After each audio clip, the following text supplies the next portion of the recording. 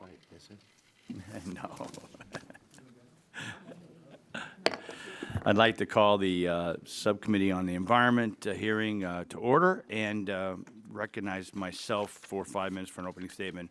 And really, before I start going through some prepared text, I want to a lot of the interested parties that are, oh, there's Ed Woodfield there, former member of the committee, and I see Kenny Holzoff, former member of the House, good buddy of mine. So a lot of other friends out there. To interest groups, we plan to legislate, and we're about ready to go on an August break, and I would encourage you to educate, especially members of the subcommittee. Take the time during the break and visit with them as we try to move forward. To my colleagues on both sides, I would encourage you to do your homework on your free time so that when we come back, we can really have a good discussion. I would like to have a really open process as we go through, actually put down original text and then go through some, a markup that wouldn't be preordained, but we would work through some of the processes. So that's just an editorial comment, and then I will start with my prepared opening statement. Today's hearing continues the subcommittee's ongoing efforts to examine the future of our nation's transportation fuels. One of the most significant programs that influences transportation fuel in America is the Renewable Fuel Standard. Today's topic of discussion. More specifically, the focus on this hearing is to provide members the opportunity to better understand Renewable Identification Numbers, frequently referred to as RINs. RINs are the main component of the Renewable Fuel Standard's tradable credit system and serve as its compliance mechanism. RINs are attached to renewable fuel gallons at the time of production, and they are separated when that renewable fuel is blended into a nation's non-renewable fuel supply, at which time the blending party can use the RINs to comply with the RFS, or they can trade the RINs to another party. Obligated parties, typically refineries, must submit RINs to the EPA on a yearly basis to demonstrate compliance with the annual renewable fuel obligations. So that's a mouthful. The purpose of today's hearing is very much educational in nature and is intended to promote greater understanding of how RINs fit into the overall renewable fuel standard. In order to chart a legislative path forward, it is critical that the subcommittee first gather the facts and comprehend the various complexities of the RFS program. With an emphasis on getting clear, objective information and answers about RINs, we have invited a panel witness who can provide independent, impartial testimony based on their extensive and varied experience working with RINs. Witnesses that are joining us today is Brent Iacobucci, the research manager for the Energy and Minerals section of the Congressional Research Service, who has analyzed and written on the RFS since the program's inception. Sandra Dunphy, the director of energy compliance at Weaver Tidwell LLP, and a nationally recognized RINs expert who provides RFS-related services to a diverse range of clients. Paul Nisnik, an energy consultant with Argus Media who specializes in RINs and will help demystify the factors affecting RINs prices. Demystify. Dr. Gabriel Lade, an assistant professor of economics at Iowa State University who has authored multiple academic publications on the RFS, which have been cited by a wide range of RFS-related stakeholders and industries, and Corey Levinsky, the Director of Global Biofuels with Standard & Poor's, who will explain how the RIN market works in comparison to other commodity and environmental markets. I'd like to thank these witnesses for their attendance and participation, and I look forward to hearing their perspectives on a number of subjects, such as what factors are influencing the RINs market, how the current RIN system impacts various types of stakeholders, including consumers, and their prevalence and circumstances of RIN fraud. While understanding that the topic of this morning's hearing can bring about strong viewpoints, my hope and intent is that this hearing will result in a constructive and productive dialogue that will further this subcommittee's effort to improve the nation's transportation fuel policies. And with that, I have 40 seconds remaining. Anybody wishing that time? Seeing none, I'll yield back the balance of my time and yield to my friend, the ranking member of the subcommittee, Mr. Tonko, for 5 minutes. Thank you, Mr. Chair, and thank you to our witnesses for joining us this morning. This is the latest in the subcommittee's series of hearings on our nation's use of transportation fuels and the Renewable Fuel Standard program. Today we will examine Renewable Identification Numbers, or RINs. As you know, RINs are unique 38-digit codes given to each gallon of biofuel produced or imported into the United States. These credits are used to comply with the RFS. At the end of each year, each obligated party must have enough RINs to demonstrate it has met its renewable volume obligation. RFS compliance can be achieved in two ways, either by purchasing the required volume of biofuel and blending it into the fuel supply to obtain RINs directly, or by purchasing the required number of RINs on the open market. The debate over the future of the RFS cannot be separated from the performance of the RIN marketplace. Earlier this Congress, we received testimony on RIN price volatility and heard some stakeholders' support for a RIN price cap. According to press reports, these have been among the issues considered by members working on RFS reform. And while the RIN market certainly has had price spikes, I do not think we should ignore the political figure's ability to impact market stability. With each White House meeting or EPA announcement, the RIN market can be put into flux. Over the years, the RFS has experienced administrative issues in both Republican and Democratic administrations, such as missed RVO deadlines that have impacted its ability to provide for that market certainty. The latest example, which I have voiced my concerns about in the past, is former EPA Administrator Pruitt's excessive use of small refinery hardship exemptions.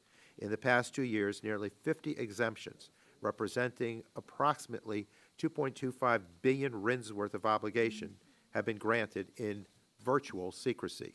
We still do not fully know whether these exemptions were justified, whether those obligations were reallocated to larger refiners, or how these waivers may have impacted RIN prices and the biofuels market. Secret exemptions are not good for the sake of a healthy market, and the lack of transparency is extremely troubling, although it is reflective of standard operating procedures within the RIN marketplace.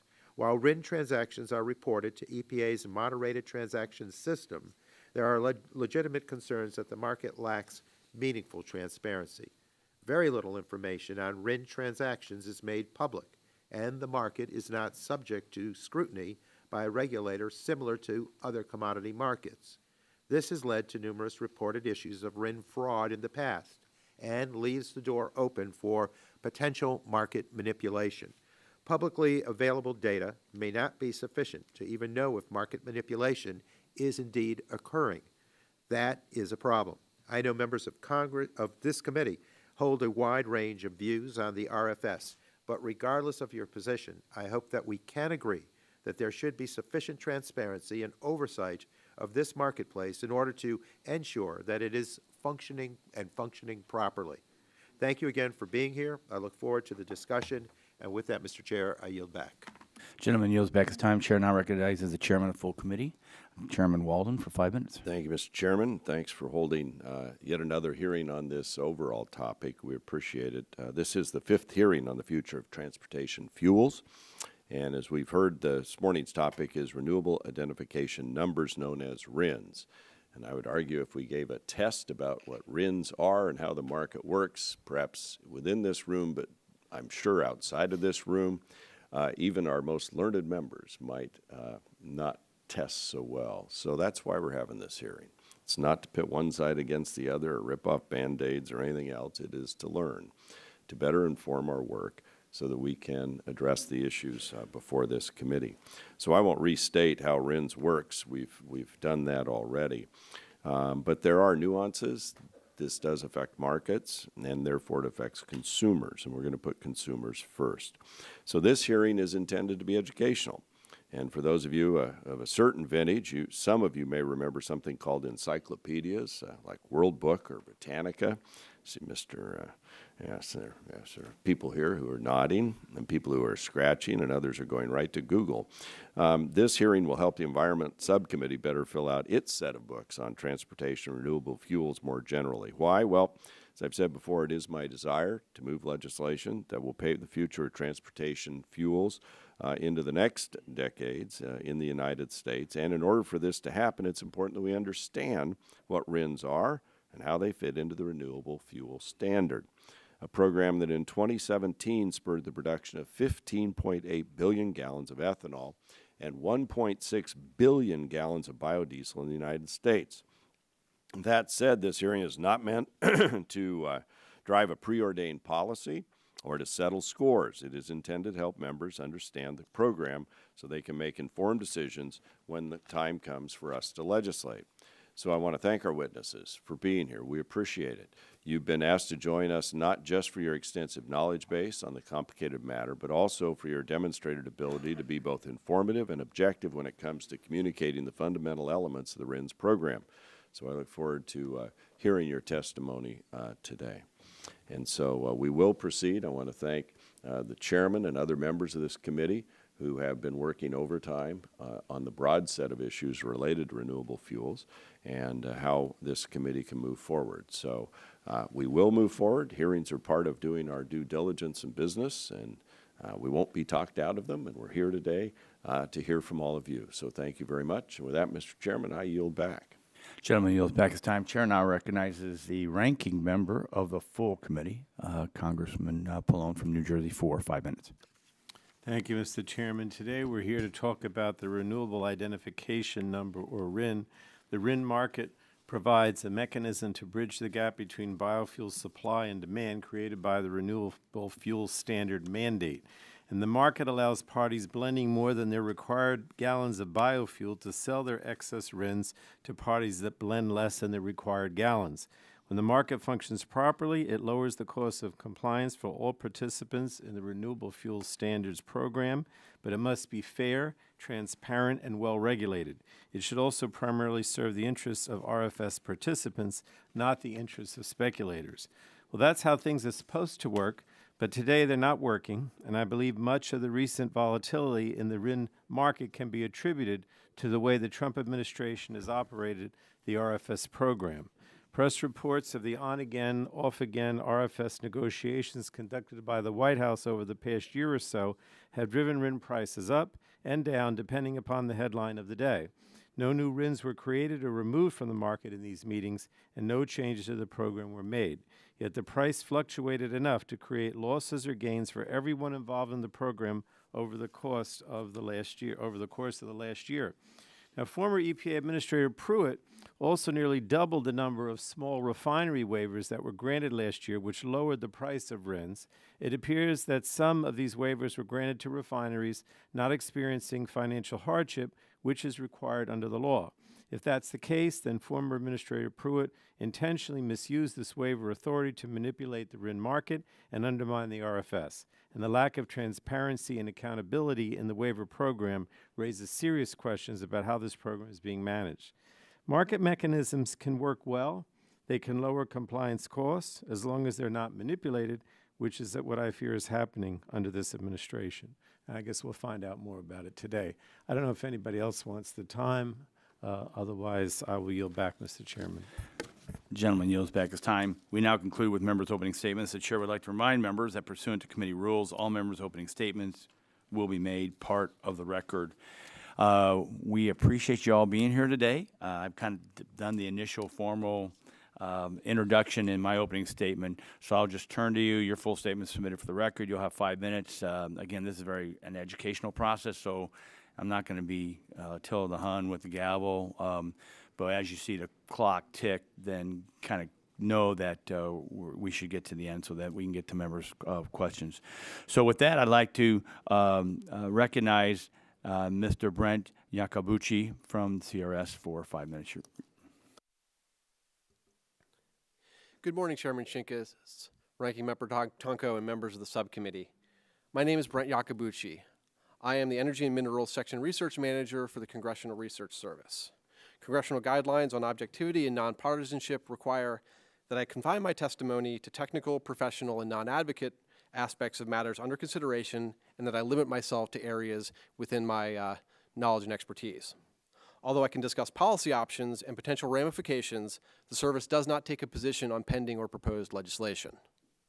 I've been with CRS for 19 years, providing analysis on alternative fuels, automotive design, and transportation-related provisions of the Clean Air Act.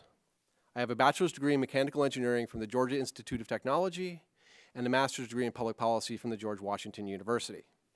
I'm a member of the Society of Mechanical Engineers, the Society of Automotive Engineers, and the Society of Petroleum Engineers, although today I'm representing only CRS. The Federal Renewable Fuel Standard was established by the Energy Policy Act of 2005 and expanded in 2007 by the Energy Independence and Security Act. The RFS requires the use of renewable biofuels in transportation. For 2018, the mandate is roughly 19.3 billion gallons. Within the larger mandate, there are sub-mandates for advanced biofuels, including biomass-based diesel and cellulosic biofuels. The RFS is a market-based program in which obligated parties, typically refiners, must submit credits to cover their obligations. These credits, Renewable Identification Numbers, or RINs, can be bought or sold like other commodities. In general, for each gallon of renewable fuel produced, 1 RIN is generated. A RIN is a 38-character number issued by the biofuel producer or importer at the point of production or import. Each qualifying gallon has its own unique RIN. The characters signify various attributes of the batch of fuel, including the D code, which identifies the category of fuel and which part of the RFS that fuel satisfies. D3 for cellulosic biofuel, D4 for bio-based diesel, D5 for advanced biofuels, and D6 for unspecified biofuel, typically corn-based ethanol. From the beginning of the RFS program, there have been concerns with RIN generation and the RIN market. In part to address concerns over errors, inaccuracies, and potential fraud, when EPA finalized rules for the RFS in 2007, sometimes referred to as the RFS-2, EPA also established a new EPA Moderated Transaction System, or EMTS. EPA maintains that obligated parties must exercise due diligence, and under their buyer beware system, those purchasing RINs must certify the validity of those RINs on their own. They are generally responsible for any invalid RINs they pass on to others or submit to EPA for compliance. At times, RIN prices have been volatile. Most RINs are initially bought and sold through private contracts, but in the spot markets for RINs, in 2013, spot prices for conventional ethanol RINs, the D6 RINs, rose dramatically, before dropping even more rapidly. Stakeholders have identified various factors as potentially causing the price increase, including whether sufficient amounts of ethanol can be blended into gasoline to meet the RFS mandates, and the extent to which non-obligated parties are speculating in RIN markets. Further, some stakeholders have suggested that a few actors could be actively working to manipulate those RIN markets.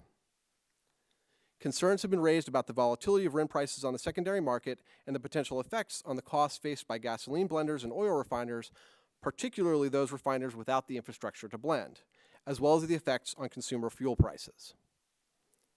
The complex interactions among the prices for various commodities make such analysis difficult. Stakeholders have proposed various options to address some of these concerns, including limiting the participation of non-obligated parties in the markets and in the EMTS, establishing a price cap for RINs, requiring more public real-time reporting for RIN trading data, and granting the Commodity Futures Trading Commission authority to regulate the RIN market similarly to other agricultural commodities. Each of these options could affect agricultural and biofuel producers, gasoline suppliers, blenders, and consumers, but it is beyond the scope of this testimony to address those economic effects. I thank the subcommittee for its time, and I'm happy to answer any questions you have. Thank you very much. Chair now recognizes Ms. Dunphy for 5 minutes. Thanks for being here. Thank you very much and good morning. Mr. Chairman, Mr. Ranking Member, and members of the subcommittee. My name is Sandra Dunphy, and I'm a director in the Energy Compliance Services Group of Weaver & Tidwell, a certified public accounting firm ranked among the 40 largest CPA firms in the U.S. My area of expertise is the RFS program. Weaver is the largest provider of attestation services under the EPA's gasoline and diesel programs, and Weaver was the first auditor that the EPA approved under the RFS Quality Assurance Plan program. In 2017, we verified more than 1.1 billion RINs, and we are currently auditing about 50 renewable fuel producers. Weaver has a diverse client base for these RFS-related services: renewable fuel producers, importers, exporters, blenders, and consumers. Our clients also include gasoline and diesel refiners and importers. These companies are classified as obligated parties under the RFS program because they must acquire RINs to comply with the renewable fuel blending targets set annually by the EPA. Because of this diverse base of customers, Weaver takes a neutral position on the RFS regulations. My comments to you today are intended to provide useful information as you explore potential revisions and updates to the RFS regulations, not to advocate for any particular position or provision. Today, I've been asked to describe some of the nuances or inconsistencies that exist in the regulations, so that will be the focus of my remarks today. In order for companies to make the necessary investments in new technologies and renewable fuel production facilities, they need clear, consistent, long-term policies and regulations. And of course, they need financial incentives. Under the RFS program, that financial incentive comes primarily from RINs. If new technologies and fuels can meet the stringent feedstock production process and finished fuel requirements of the RFS, then RINs are the reward. But if any part of those feedstocks, processes, or fuels fails to meet the requirements, no RINs can be generated, and facilities cannot acquire the funding needed to get built. Let me provide just a few examples of things that are currently either not allowed or where the regulations are so stringent that few, if any, facilities can comply. Some of the things currently not allowed: fuels that require two separate facilities to be produced. For example, one facility converts wood, straw, grasses, or municipal solid waste feedstock into some type of liquid, and another facility, such as a petroleum refinery, turns that liquid into a finished fuel. Then fuel cannot generate RINs. Biogas used to produce electricity that is then used to power motor vehicles. Here, the pathway exists in the regulations but has not yet been implemented. Renewable fuels used in ocean-going vessels is not available for RINs. By comparison, renewable fuel used in jet planes that leave the U.S. are eligible for RINs. Here are examples of some feedstocks with stringent requirements that often disqualify their fuels from earning RINs: sawdust and wood chips from a lumber mill, waste wood pulled from construction and demolition debris, old railroad ties, and disease and insect-infested trees generally don't qualify. Tree thinnings and forest floor logging residues are also very difficult to use, even if sustainably harvested. Biogas from digesters located at farms or wastewater treatment facilities that take in a variety of wastes, some cellulosic and some non, are only allowed to make non-cellulosic RINs if they co-process any amount of non-cellulosic material. Being able to make only non-cellulosic RINs often kills a project. The fuels of the future depend on a renewable fuels producer's ability not only to generate RINs, but on the type and quantity of RINs that can be made for each gallon of fuel. This dependency holds true for both standalone renewable fuel production facilities and for petroleum refineries wanting to co-process renewable feedstocks in their facilities. The RFS regulations, by their very nature, dictate winners and losers in the renewable fuel market. Whatever changes you may propose to the RFS regulations, I encourage you to seek clear, predictable, practical standards and take advantage of RINs as a powerful market incentive toward change. Again, thank you for the opportunity to testify today and for your work in reviewing how RINs can help incentivize production of the best fuels for the environment and the American consumer. Weaver stands ready to assist your committee in any way possible as you consider different options for accomplishing these goals.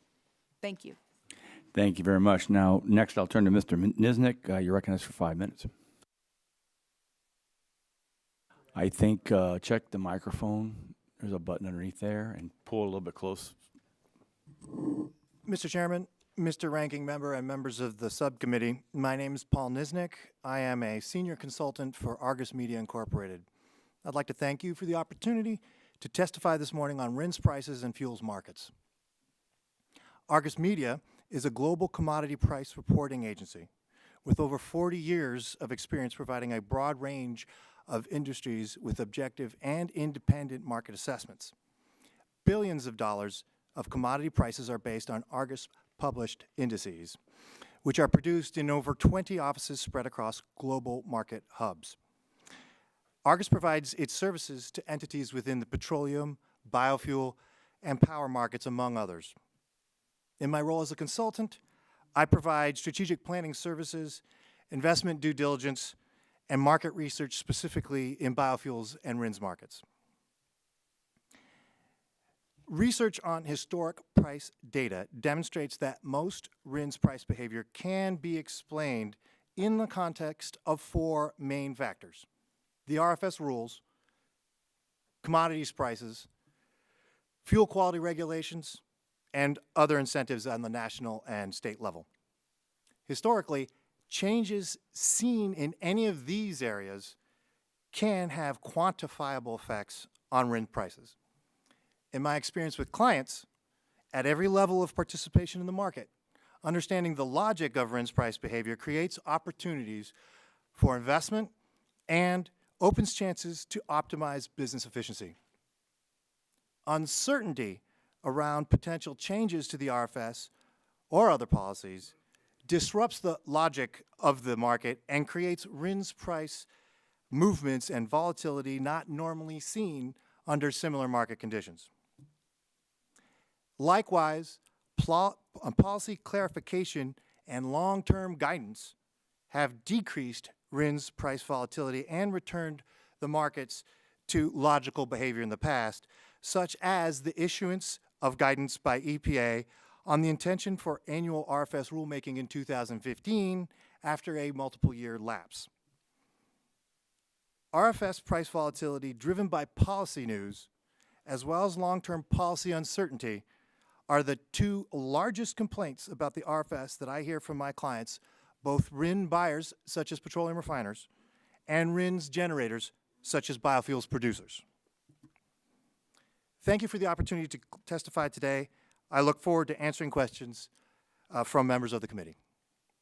Wow, you get a gold star for a short 5 minutes there, so thank you very much. I'll now turn to Dr. Lade. You're recognized for 5 minutes. Chairman Shimkus, Ranking Member Tonko, and other members of the committee. Thank you for the opportunity to participate in today's hearing. I'm an assistant professor of economics at Iowa State University, a visiting assistant professor in the Dyson School of Applied Economics and Management at Cornell University, and a faculty affiliate at the Center for Agricultural and Rural Development, a public policy and economic research institute at Iowa State University. To these roles, I bring my expertise in environmental economics and policy analysis. In recent years, I've particularly focused on state and federal policies that increase the production and use of renewable transportation fuels, including the Renewable Fuel Standard. I've published several peer-reviewed and outreach articles on RIN price determinants and their impacts on downstream consumer markets, and this is the topic on which I will speak today, though I will note that all my views expressed here are my own and do not reflect those of the entities that I am associated with. RIN markets serve a vital role in enforcing the Renewable Fuel Standard. Key questions have arisen around the operation and integrity of RIN markets, particularly since 2013, due to observed volatility. These include, have RIN markets operated as intended by the enacting legislation? What changes could improve the RIN market and limit volatility? And what impact would administrative or legislative changes to the RFS have on RIN markets and biofuel demand in the United States? In the written testimony that I submitted to this committee, I summarize RIN's accounting and economic purpose, as well as review the empirical evidence on RIN price determinants and their impacts on downstream market prices. I also address potential effects of proposed changes to the RFS program, their likely impact on RINs, and their implications for biofuel demand in the United States. I want to emphasize 4 points from my testimony here. First, RINs serve a vital accounting role in RFS compliance. However, their economic role is even more important. RIN prices adjust to ensure that congressional biofuel blending mandates are met each year and are a key market signal about the value of investing in biofuel production and distribution infrastructure. Second, several features of RIN markets suggest that they are efficient. Prices adjust quickly to changing compliance cost expectations and market fundamentals. And most RIN price volatility since 2013 can readily be attributed to ever-changing biofuel blending targets and uncertainty around future mandates. However, publicly available data is insufficient to fully determine whether the market is efficient or free of manipulation. Greater transparency would allow researchers and regulators to study these issues, and further, transparency would make attempts to manipulate the market more difficult and costly. Third, we all know that fuel retailers and refiners are not driven out of business every time states raise their fuel taxes. Instead, consumer prices at the pump increase, typically by the full amount of the tax. Fuel providers pay the tax bill, but consumers ultimately bear the tax cost. The same situation arises in RIN markets. The empirical economics literature continues to show that wholesale fuel prices, on average, rise 1-for-1 with refiners' RIN costs. This means that so long as refiners offset their RFS compliance obligations as they accrue them, on average, they are fully compensated for their RIN costs through higher wholesale gasoline and diesel prices. Finally, recent actions by the Environmental Protection Agency likely undermined RIN markets. RIN markets are designed to provide a signal about the value of biofuel production and distribution in the United States. That signal becomes unreliable when EPA decisions are unpredictable and lack transparency. Thank you, and I look forward to your questions. Thank you very much. Now I'll turn to Mr. Levinsky. You're recognized for 5 minutes. Thanks for being here. Okay, good morning. Chairman Shimkus, Ranking Member Tonko, and other members of the subcommittee. Thank you for inviting me to speak today. I'm grateful for the opportunity to share information for this hearing. My name is Corey Levinsky, and I'm with S&P Global Platts, handling global biofuels analytics. S&P Global Platts is a leading provider of energy and commodity market data. We provide news, market commentary, fundamental data and analysis, thousands of daily price assessments, and analytical tools to help customers spot and seize opportunities with confidence. I've been analyzing biofuels markets for nearly 10 years, during which I have seen conventional biofuel RINs rise from pennies apiece to as much as $1.40. RINs, which are currently hovering around 5-year lows, are of great interest to our clients and to the agricultural, biofuels, and petroleum industries in general.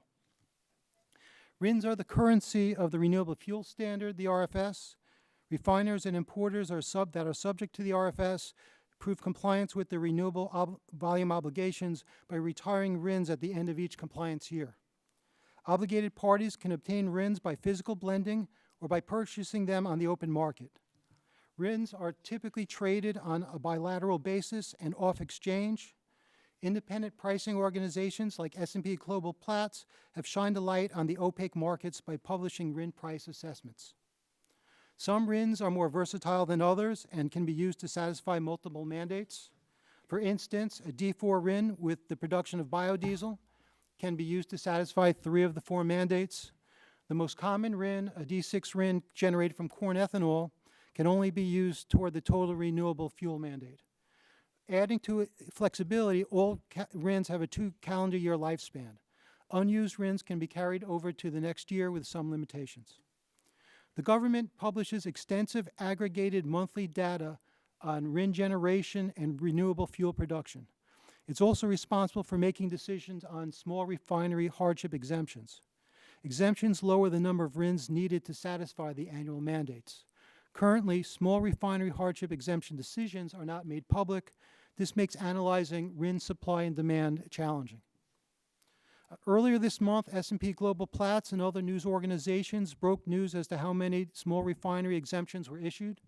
In a letter to Senator Grassley, the government confirmed that it had granted 19 out of 20 waivers for 2016.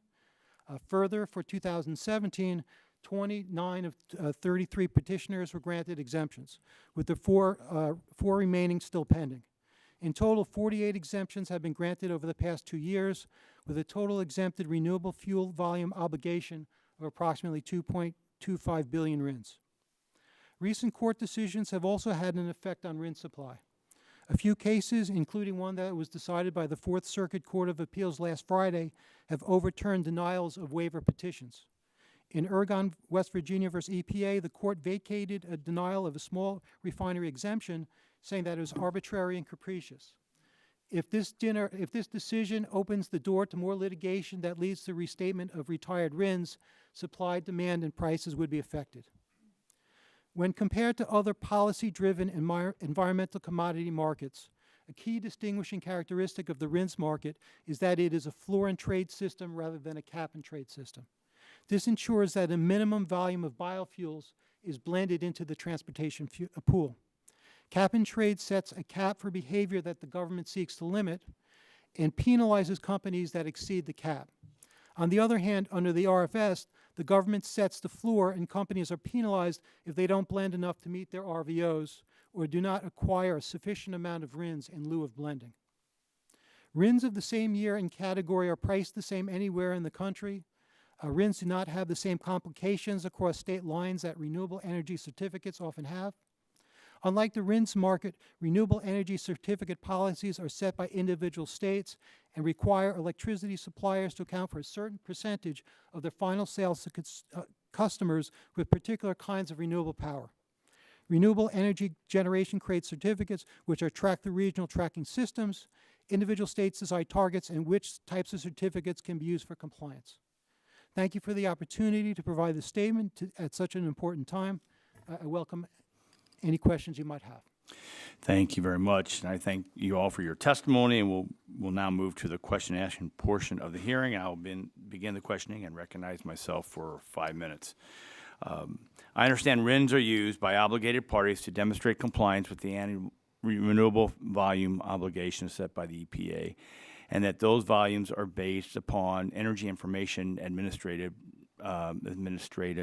numbers and projections. Ms. Dunphy, are those energy information administration projections and by extension the RVOs based solely on past biofuel production levels, or do they reflect realistic growth in biofuel production capacity? Thank you, Mr. Chairman. The annual RVOs are set by EPA using the EIA forecast for gasoline and diesel demand for the coming year. And if you think of the way the allocations work amongst the refineries, the EPA's job is to come up with a percentage that each refinery can use to calculate their obligation. And there's a percentage for each of the 4 compliance categories that they multiply how much gasoline and diesel they made by. To come up with that, they forecast what renewable fuel is going to be available for introduction into the U.S. market. That becomes the numerator of the fraction. The denominator is gasoline and diesel. You come up with a percentage for all 4 categories. So it actually is a forward-looking fraction, if you will, that creates this percentage that the oil companies use in the next year.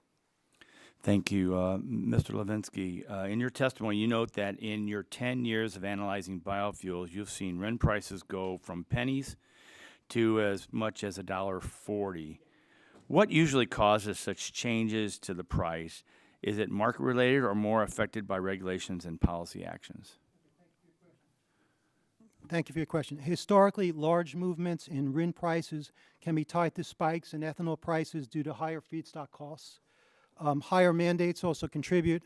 In 2013, when RIN prices reached their peak, corn prices were over $7 per bushel, and they're currently only around $3.25 now, while ethanol prices were about $1.18 per gallon more than they are now.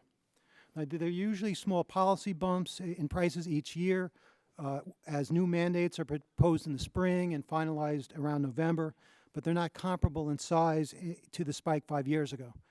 Currently, the low RIN prices now are the result of a record domestic ethanol production and consumption and this abnormally high RIN bank. Thank you. Some stakeholders have expressed frustration with the transparency of the RIN market. I think we've heard that today, and even from some of you all, including what information is available to the public, when it's available, and what information is deemed confidential business information, and who is trading in the market, among other concerns. Is there a RIN market transparency issue, and if so, quickly, what would be some of the benefits of a more transparent market? And this is for the whole table. So, Mr. Yakabuchi, if you would start, and then we'll just go down the table. Certainly, there is limited information that's available. For example, EPA maintains a spreadsheet of literally thousands of companies that are required to comply with various fuel requirements under the Clean Air Act. It is difficult from that current database to figure out which RIN participants are individual trading companies versus subsidiaries of a large company, and so being able to suss out who is performing trading and participating in the EMTS as an independent third party versus a subsidiary of a biofuel company or an oil company with refining, those sorts of information is very difficult to suss out currently. Okay, let me go to Ms. Dunphy. Yes, the other. And I only have a minute left, so try to be real. Yeah, other panelists are probably more expert on this, but these Okay. are private contracts where the RINs transact on an intraday basis, so it's not public information. Okay, Mr. Niznik? Yeah, Argus Media is a price reporting agency that tracks data on RINs transactions. I'm sorry, here. We track RINs transactions from real market participants reporting of actual trades. So that's how we gather data on pricing. And still, even at that level, we can't have the understanding of full volumes of the marketplace at any one given time that would be able to elucidate any issues on market manipulation. Dr. Lade? I echo a lot of the other participants' statements here. However, I would say, more on the transparency side, it's really the policy signal that has been driving much of the volatility recently. Mr. Levinsky? With my 5 seconds, and some companies occasionally report that they've received a waiver in their public filings. So sometimes we get additional information through the public filings that wouldn't otherwise be available. That's awesome. Thank you very much. And yield back my time and turn to the ranking member, Mr. Tonko, for 5 minutes. Thank you, Mr. Chair. And Mr. Yakabuchi, thank you for your work with CRS. Some questions. EPA signed a memorandum of understanding with the Commodity Futures Trading Commission in 2016. As I understand it, only EPA has the authority over the RIN market. Is that true? Currently, that is the case, that EPA has the only regulatory authority. Congress has not granted CFTC specific authority to regulate that market. Thank you. So rules that govern other markets, regulations prohibiting speculative practices like spoofing, where a buyer initiates an order for a commodity they do not intend to complete for the purposes of influencing the price of that commodity, do not apply to the RIN market. Is that correct? As I understand it, but this is more out of my area of expertise, I'm not as familiar with CFTC regulations. Is there any way to track this type of thing with EPA's monitoring system? Certainly that has been one of the criticisms, is because there is such limited data publicly available that it's hard to tell, again, who's participating and what actions they might be taking. Thank you. And if Congress were to subject this market to a regulator, would the CFTC be the most appropriate regulator? I would defer to Congress on their decisions on that. Thank you. Proper functioning of markets requires transparency, and market participants need to have reliable information about prices and supplies. You point out in your testimony there is little public information on the volume or price of RIN trades. This doesn't sound very transparent to me. How can buyers and sellers be sure they are trading at a fair price? I might defer to some of the other witnesses on that question. Okay. Anyone on the panel want to take a stab at a comment there? Well, the price reporting agencies do have the ability to do price discovery, and most of the transactions that occur, both from buyer and seller, are usually benchmarked to RINs prices published by either my company or, if I'm being generous, Mr. Levinsky's company also, and those are private price discovery agencies, though, requiring subscriptions. Yeah. Anyone else want to comment on that? I'm part of the analytics team, not the pricing team, but I can discuss it with them and provide you with an answer for the record after the hearing. Thank you. And Dr. Lade? I would argue that most of the uncertainty is around trading volumes rather than the price. Thank you. RINs are created and sold within a compliance year, with some limited ability to carry over some RINs into the next compliance year. What effect does a delay in the release of the annual RVO have on the RIN markets? Anyone? I'll go ahead and try to answer that, Thank you. sir. So the RVOs more recently in the last couple of years have come out on a timely basis. By November the 30th is what's required by law. Thank you. And we're referring to the RIN market as if there is only one type of RIN. But of course, that's not the case. RINs attached to biodiesel or advanced biofuels trade at different prices than RINs for conventional ethanol. What is the effect of RIN prices on the development of and production of advanced biofuels? I'll answer that. I work on due diligence for people who are investing in particularly in advanced biofuel projects. For advanced biofuel projects that might use an advanced RIN or a D4 RIN or a cellulosic RIN, those are the top 3 category RINs, the advanced biofuel RINs. The variability in that area and, more importantly, uncertainty of the policy moving forward are critical, because none of those projects can go forward without the RFS RINs price incentive making those fuels possible to be blended in the marketplace economically. Thank you. And has RIN market volatility affected all biofuel markets to the same degree? No, that has not, sir. The biofuel markets for D4 RINs from biodiesel are more stable than the biofuel markets for D6 RINs from ethanol, primarily because the D4's ability within the rules to replace the cost of a D6, they are a market setter. When the D6 RIN is short, you replace them with a D4 RIN, so that if it's a short D6 marketplace, the D6 RIN is now suddenly at the D4 price. But when the D6 marketplace is long and oversupplied, then it can drift downward to another level. And so volatility can be higher in that space. It almost has a binary value. Essentially, under current market conditions, if you had more than enough D6 RINs, the D6 RINs would be essentially around 3 cents or 0, because it's very, very economical to blend ethanol into gasoline. But when that marketplace is short, either because of the regulations or otherwise, it will jump up to the D4 price. Thank you. I yield back, Mr. Chairman. Clear as mud, right? Clear as mud. You got that. That's how it is. Sorry. The chair recognizes chairman of the full committee, Chairman Walden, for 5 minutes. Yeah, thank you for this enlightening discussion. I'm sitting here wondering what all this costs consumers, but we'll get to that at another time. You know, as an Oregonian, we've had a lot of talk about biomass and what we can do with these the waste from the forests and all. And I know, Ms. Dunphy, in your testimony, you talked about the inconsistencies and barriers that prevent some renewable fuels from qualifying for RINs. Do you think we're missing out on some opportunities to better integrate woody biomass into the fuel supply due to the way the RFS regulations are written?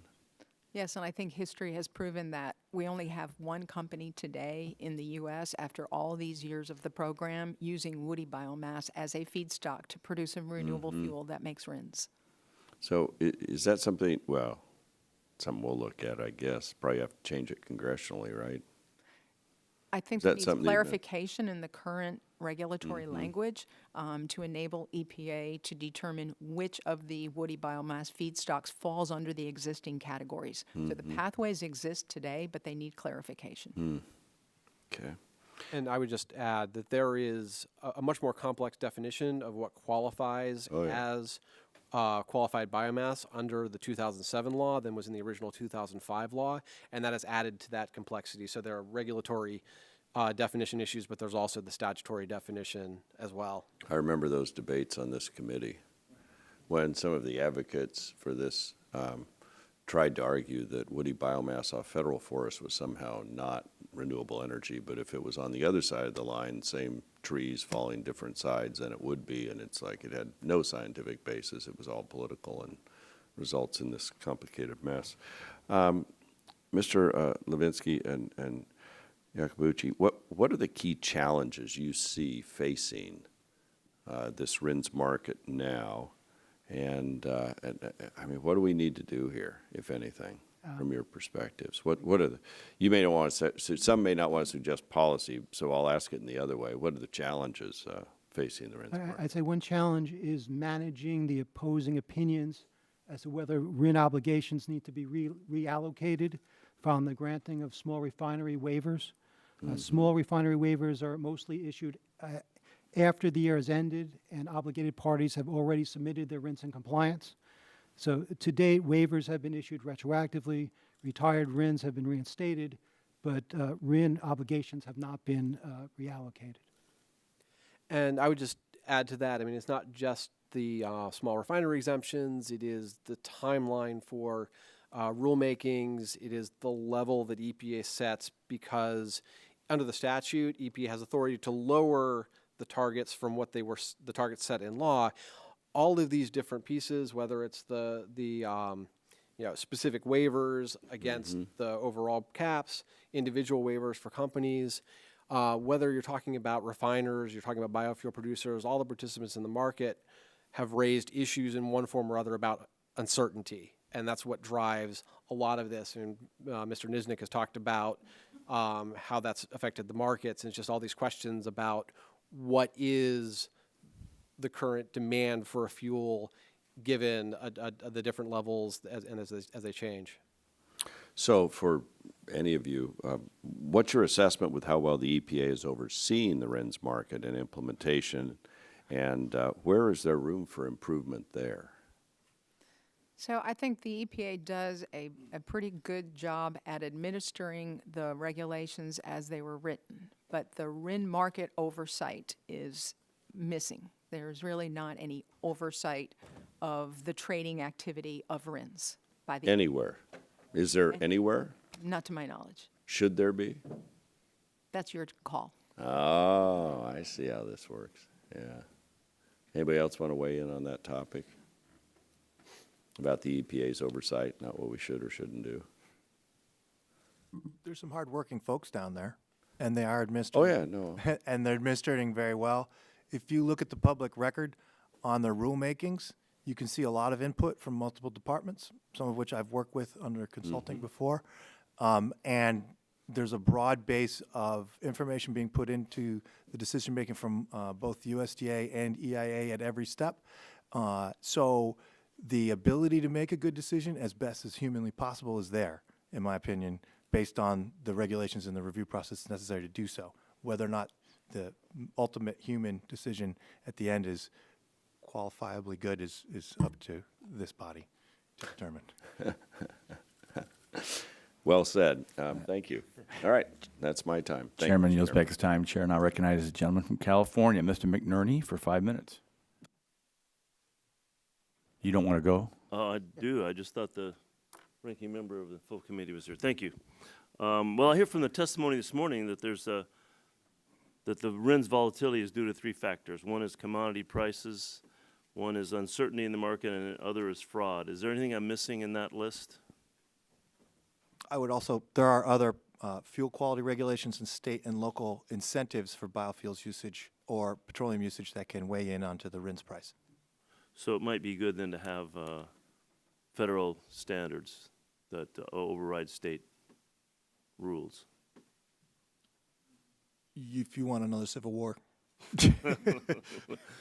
Would the gentleman yield? Sure. But isn't that like when a state might provide an incentive through a local percentage or tax incentive or something? I mean, it's not just a fuel incentive. It could be just a policy incentive. Yes, sir. That's what I'm talking about. So either tax incentives for production, tax incentives for sales can weigh very heavily. And on the national level, one of the most important factors on RINs price is the biodiesel blenders tax credit, which can come back retroactively or can come back actively in any given year, depending on the actions of this body. Okay, thanks. Reclaiming my time. Some of the solutions I hear are transparency, rational consistency, referring to Ms. Dunphy's list of items, and clear, predictable, simple rules. Are there other factors that would be helpful? I think if you can do clear, concise, long-term rules, that would make everyone in the market very happy. So how has the volatility the past 3 years compared to prior years before that? Are you saying price volatility, sir? Right, RINs price volatility. Actually, RINs price volatility was relatively calm, I would say, during 2016 and 15. But at the end of 2016, with the administrative change, there's been a large amount of policy-driven price, policy uncertainty-driven price behavior. But you mentioned that the EPA's guidance helped stabilize the market. In 2015, yes, sir. Oh, so that's sort of... That's the last time things got kind of rational for a while. Yes, sir. Okay, thank you. I didn't understand that. So how much have the small refinery waivers contributed to the volatility, Ms. Dunphy? So, small refinery waivers, as has already been said, are given retrospectively. So they are granted after the compliance year is over with. So to some extent, the news of the waivers did impact the market, because they weren't aware of the waivers prior to those most recent announcements. But the waivers themselves are retrospective, so individual waivers don't have an impact on the market when they're granted. Thank you. Dr. Lade, you testified that the consumer prices go one-to-one, consumer price impacts, but are all refineries impacted similarly, or do some refineries impacted more drastically by RINs market than others? The empirical evidence to date is that all refiners are, in the economics literature, all refiners are affected similarly. And, you know, I've looked at, again, more data and more research is necessary, particularly looking at markets, and there are members of the academic community looking at that, but by and large, there's been a consistent consensus that on average, these wholesale prices are adjusting to compensate for refiner costs. Aren't the large refineries able to produce their own RINs? Aren't they affected less or even make profit off RINs? Correct. However, you're either going to produce your own RINs in-house if that is the most cost-effective way to comply with this, or if it's not cost-effective for you to comply, then you will purchase RINs from those who can produce RINs even cheaper than this. And so this is kind of the beauty behind the market-based mechanism here, that it allows parties to decide whether it's more cost-effective to get into the biofuel business or to just purchase RINs from people who are better at producing biofuel. And so either way, that cost is borne. It's just whether it's borne through biofuel production or through RIN purchases. Yeah, but I mean, the problem in my mind is that the large producers are producing RINs and selling them, so they're getting a double benefit, whereas the small refiners are having to buy RINs, so they're paying for it. That's a great point. Similar as to the side where when you're having to pay for these RINs and you then are compensated for that through higher wholesale gasoline prices, whether or not these oil refiners who are producing RINs upstream through biofuel production, whether they actually get to keep that, it depends on what happens to downstream consumer prices. And work of my own has shown that ethanol prices are actually being, this incentive is being passed through to consumers, and therefore it wouldn't actually be impacting those refiners. The consumers are benefiting from the RINs on the ethanol side. Okay, I don't quite follow that, but I'll yield back my time. I love this hearing. So, gentleman yields back his time. Chair now recognizes the gentleman from West Virginia for 5 minutes. Thank you, Mr. Chairman. Just a point of personal privilege, I'd like to recognize in the audience, he was my mentor when I joined the Energy and Commerce Committee, Ed Whitfield, back there. Thank you. Thanks for, and you show you've not deviated one bit from your interest in energy. So thank you for coming. Ms. Levinsky, you kind of took the wind out of my sails. I wanted to talk about that Fourth Circuit, the ruling on Friday, because it overturned the previous denial from the EPA for Argonne, which is just a boutique refinery in West Virginia, and they've been burdened with this. Think about, for all of us to understand this cost. Here we have a boutique refinery, 23,000 barrels a day. And they're faced with the same issues that like Marathon is, Marathon refinery, that's 100 times larger. That doesn't seem right. We should be able to differentiate between these and provide these hardship grants, waivers for some of these small. Think 100 times larger, because we know that for Argonne in West Virginia, it's the third biggest expense they have behind raw materials and labor. And what the biofuels industry had argued that granting these small refineries like the one at Argonne, this hardship exemption was going to result in demand destruction. So I want to go to Ms. Dunphy and say, in a kind of a yes or no, if you could, please. Do you believe that granting these small refinery hardship exemptions result in less renewable fuel being included? So, as I mentioned earlier, the small refinery waivers are granted retrospectively. So the compliance year has already passed. But every refiner assumes that they're going to be an obligated party during that year.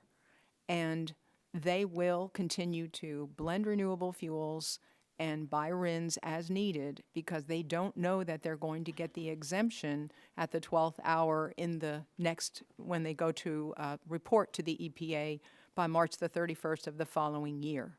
So I suggest that you all definitely talk to the small refineries in the U.S. and ask them if they've changed their blending policies because they think they're going to be exempted for the year.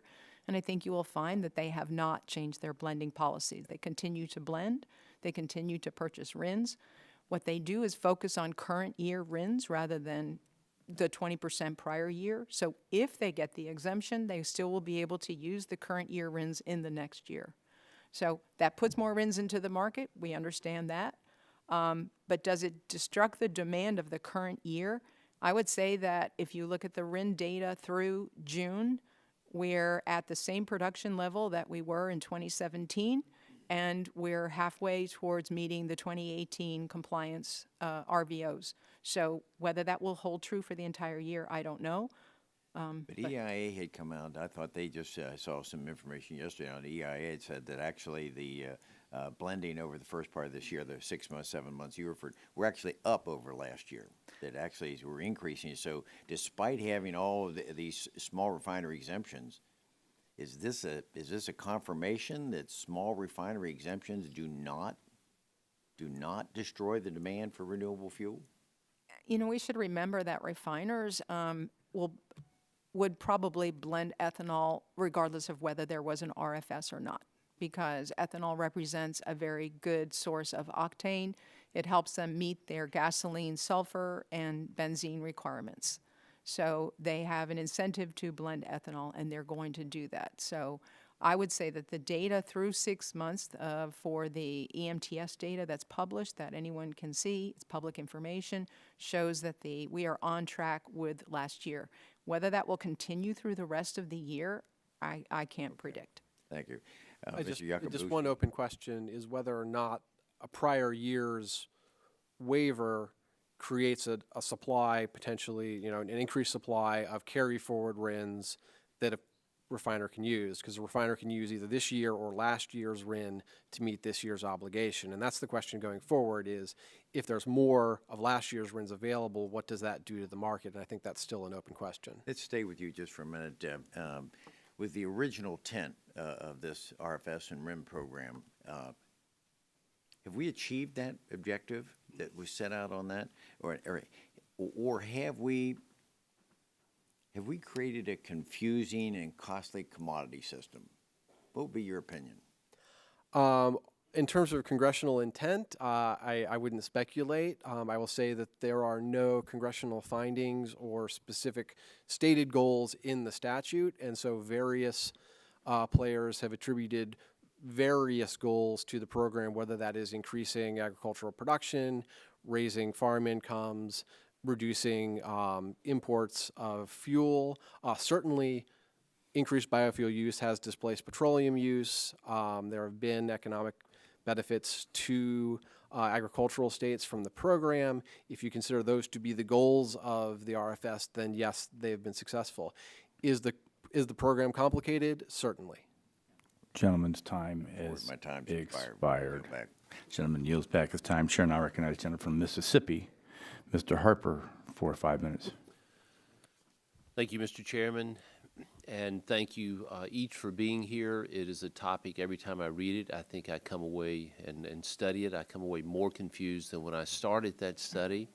So thank you very much. Mr. Yakabuchi, if I could ask you, and certainly, I certainly agree with what Mr. McKinley has said, but I wanted you to just try to educate me as best you can. Give me a brief explanation of the terms RIN long and RIN short so I can understand that. I defer to Mr. Niznik on that. Okay, Since it's his Mr. term. Niznik. I apologize for confusing the committee. I come from the trading world, which has got its own language. Okay. When we say long, we mean oversupplied. Okay. And when we say short, we mean undersupplied.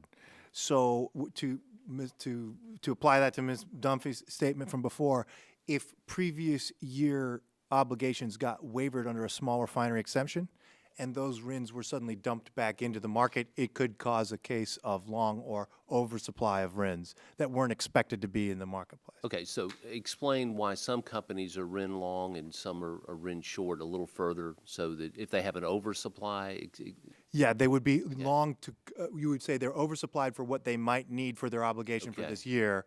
So they may say, oh, or if they perceive they will be long, and this is more important, is the perception. If they perceive they're going to be oversupplied, then they're not willing to pay a certain price. They're going to depress the market price because they're less interested in a purchase.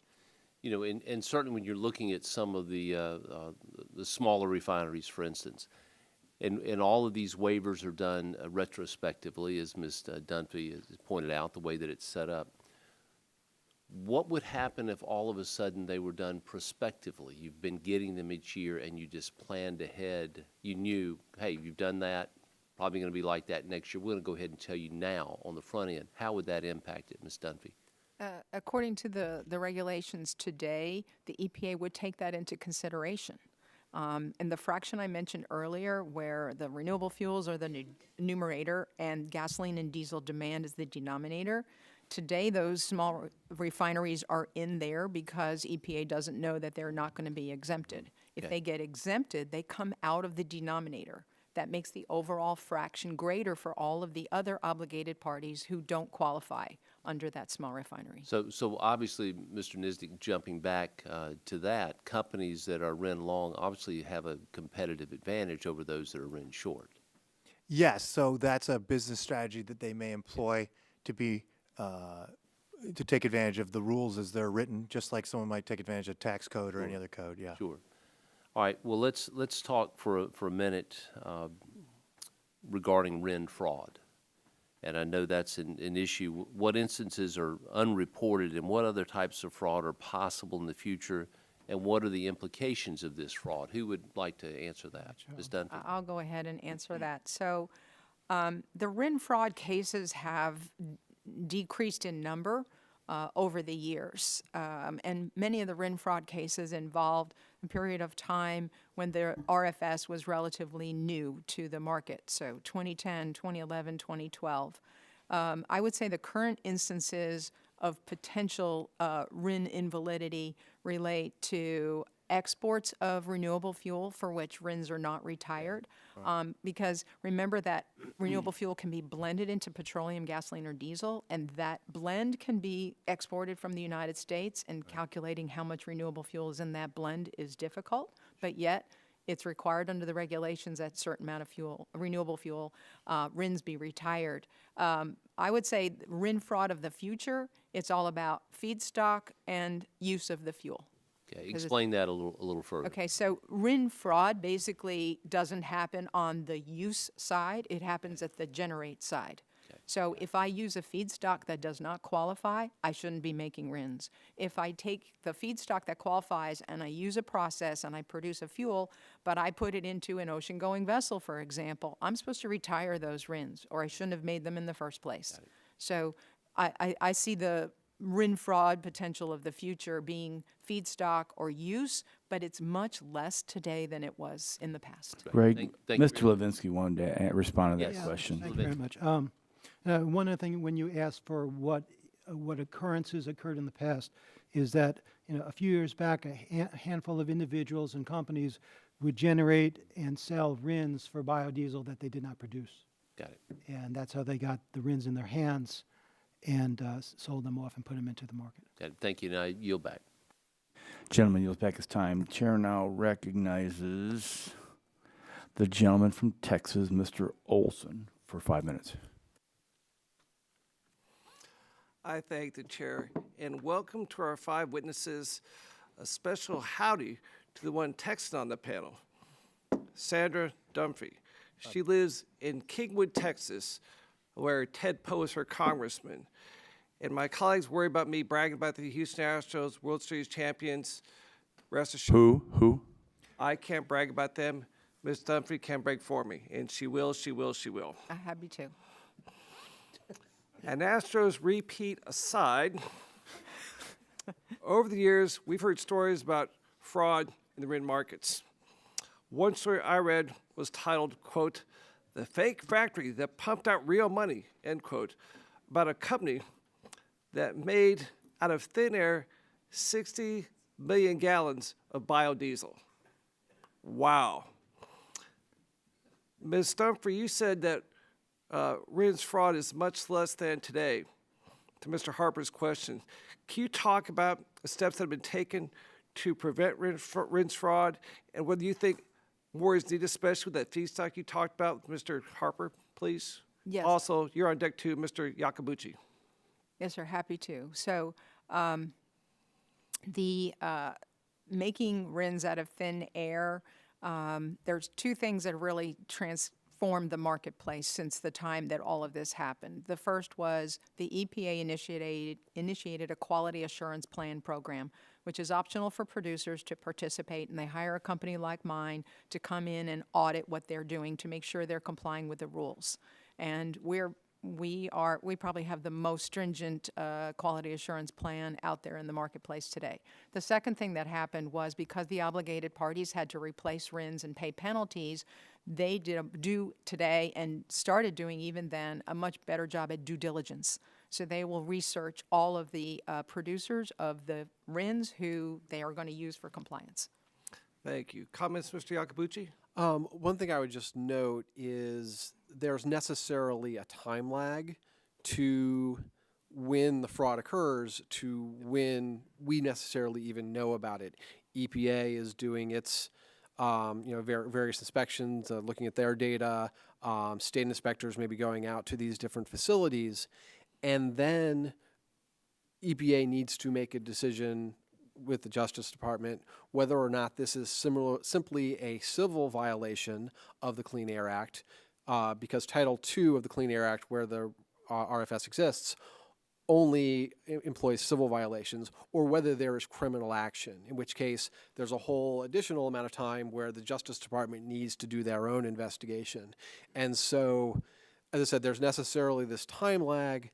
And so in some of the cases that we're hearing about most recently still go back to that earlier time because they involve wire fraud, tax fraud, and other sorts of things that are outside of EPA's purview and rest with the Justice Department. Thank you. Next question is for you, Mr. Levinsky. This is no news, but there have been some serious volatility in RINs prices in recent years. What sticks out in my mind was January of 2013 to March of that same year. RINs prices were about 1 to 2 cents in January, spiked up to almost over $1 2 months later in March. A local refiner back home, on paper, lost $600 million in value just because of the RINs issue. But now the price is low, and that's great. But can you talk about the swings, what drives these RINs swings, and how we prevent them or moderate them? I mean, I could talk about historically. Like I said earlier, historically, the big spike that occurred in 2013 was associated with super high ethanol prices and feedstock costs. Corn was, $7 per bushel, more than twice as much as it is now. So having the really high ethanol and having an increase in the mandate that year, I believe there was a 9% increase in the mandate from 2012 to 2013. So there was a combination of an increase in the mandate coupled with sky-high ethanol prices and feedstock costs, and that's what drove that huge spike in RINs, which has been incomparable. It has not repeated itself. There's been volatility over the last 3 years, but nothing like it was in 2013. Another question, do you think market transparency can add the clarity to what happens in a few years when EPA takes over the RINs issue, settling the mandates? Do you think that market transparency helps EPA out or hurts them? Or how can we prepare for EPA taking over in a couple of years? Just speaking generally, without speaking about the EPA, speaking generally, transparency helps everybody out because it's easy to determine how many RINs are out there, what the true supply and demand are, and if everybody knows what the RIN bank is and how many RINs are on the market, then it's easy to pick a price that's fair for everybody. Thank you. One final question, Mrs. Dunphy. Will the Astros repeat World Series champions? Absolutely. Gentlemen's time's expired. The chair now recognizes the other gentleman from Texas who's been deep diving on this issue with me all this Congress, Mr. Flores, for 5 minutes. Mr. Chairman, thanks for holding this hearing. As it's been said before, this is the fifth in a series of hearings that we've had as we look at our nation's transportation fuel system. I think that America needs to be a world leader when it comes to producing efficient vehicles and also having the fuel system that will properly power those as we move forward. And I appreciate this subcommittee's work as we look forward to examine the market and regulatory environments that impact our nation's fuels as we move further into the 21st century. Was some of the reflections I've had that I've learned so far that were interesting coming out of this hearing. Ms. Dunphy's comment that even though we've had the small refinery exemptions with the EIA numbers show that ethanol demand has still been higher than or at least equal to last year, then even with that small exemption small refinery exemption. So that's been interesting. Ms. Dunphy, as we all know, many of the statutory provisions and requirements of the RFS program are sunsetted after 2022. In your view, what does the RIN ecosystem look like after 2022? I think that's a really good question. Certainly, Congress gave EPA more latitude at that point in time for how they structure the program going forward. But they do need to take into consideration the things you asked them to look at. The RFS impact on the economy, on infrastructure, on air quality, water quality, employment, et cetera, et cetera. And to be honest with you, I think that the EPA, in setting standards year after year after year, it's quite burdensome to the staff, and it takes a lot of their resources to do that, that they otherwise are not helping their constituents to try to register and do things correctly under the program. So somehow make it a more simple program and easier to administer. Would you agree that the ecosystem becomes much less transparent and much cloudier? I mean, there's no certainty whatsoever after 2022 for pretty much every player in this market, whether you're a farmer growing the corn or whether you're a refiner, even an automaker, because you don't know what kind of fuels you're going to have. Would you agree that I would tend to agree that there's a lot of concern as to what will happen to the program after that point in time. Right. So everybody is, since uncertainty is bad for the market, to the extent that Congress can help create that certainty, we're better off, I would think. Does anybody disagree with that? Okay. Second question, Mr. Levinsky. You know, government, as you pointed out, government policy, and Mr. Neisnick said the same thing, is that government policy impacts RIN prices. Can you distinguish, give me examples of how government policy has impacted RINs prices versus how government policy has impacted any other energy commodity? You can pick the one that you're most comfortable with. Okay. Well, I mean, policy, I guess with biofuels was certainly the mandates. I mean, the mandates are government policy, and they, you know, according to the RFS, they're supposed to go up every year, and as they go up, it requires companies to do more blending. Okay. And, you know, and that has an impact on RIN prices. With regard to the other types of programs, I'm part of a larger group that includes a team on emissions, and I probably would refer that question to them and provide you with a full answer. Okay. Yeah, if you can answer that supplementally, that'd be great. Mr. Iacobucci, what impact, if any, has the RIN market and RIN prices had on advanced biofuel production? I think it's probably worth turning that question around a little bit, and I think it's more important to say that the RIN market has for cellulosic fuels has responded to EPA's repeated reductions in that part of the mandate. So you have these different subcategories in Right. the cellulosic biofuel category, which was originally scheduled in the statute to be the lion's share, 16 billion gallons out of the 36 billion gallons that would be required in 2022. But each successive year, EPA has made very drastic reductions in. And that's what is because we required. don't have a way to produce it yet. I mean, Because they need- technology's not there. But have RIN prices helped to encourage advanced biofuel production? I'd refer to my my colleagues that would they might comment. Okay. Yes. Mr. Isaac, they have? Okay, all right. That looks like I'm down to 3 seconds, so I'm going to yield back the balance of my time. Thank you. Chair, thanks, gentlemen. Chair, and I recognize the gentleman from Michigan, Mr. Wahlberg, for 5 minutes. Thank you, Mr. Chairman, and thanks to the panel for being here. Ms. Dunphy, I refuse to ask you the question that Representative Olson left for me to ask you about Verlander and Cy Young. It just goes on and on. Though the discussion today, as a theologian, thinking through the creation story, I don't remember that in any of the 7 days that the RIN was created. I'll have to go back to the fall of man, the story there, and see if that was the forbidden fruit. We'll see what happens. But Ms. Dunphy. The RIN was right after the mosquito. Right after mosquito. Okay, I'll check that out too. According to EPA, since December 2010, it has issued 37 notices of violations regarding RIN fraud. A couple of years ago, EPA issued regulations creating a quality assurance program aimed at cleaning up some of the RIN fraud problems. Do you believe that the quality assurance program has done a good job of eliminating the problems? I think it's done a very good job, but it is a voluntary program. A producer has to be willing to participate in the program. As an auditor, we're available to producers, but they contact us to say, hey, I want to participate in the program. It's not an across-the-board program. As much as Weaver would love that because we'd get more work, but it's on a case-by-case basis, basically. And I think the QAP has helped reduce RIN fraud, yes. Well, are there then other areas of RIN fraud that need to be addressed that are missing now? What might you propose to address? You know, I think that probably the quote easiest is the export of renewable fuels for which RINs are not retired.